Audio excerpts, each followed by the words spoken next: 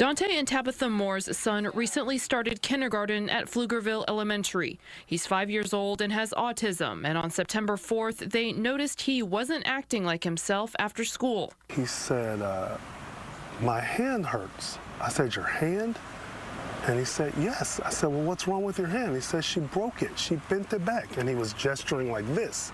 She bent it back. I said, who? Who bent it back? And he said, my teacher. They took him to the hospital, doctors finding fractures on his ring and little fingers. CPS and Pflugerville ISD police starting their investigations. The Moores say their son had told another teacher his hand hurt. No one got him any gave him aid. Ice pack. No one took him to the nurse. No one called his parents. No one called us. So our child sat in school for hours. For most of the day with a broken hand. The ball was dropped. Dante says their child has behavior plans, and his teacher was communicative before that day. First off, it's a hurt, right? And then there's that sadness.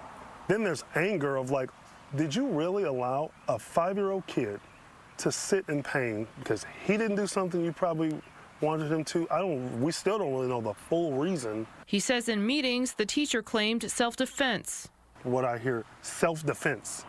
That's atrocious. That's egregious to even say you're trying to defend yourself from a 5-year-old. A letter from the school's principal reads in part, "We were informed by a fellow parent that there was an unfortunate incident where a student was injured during the school day, allegedly by a teacher.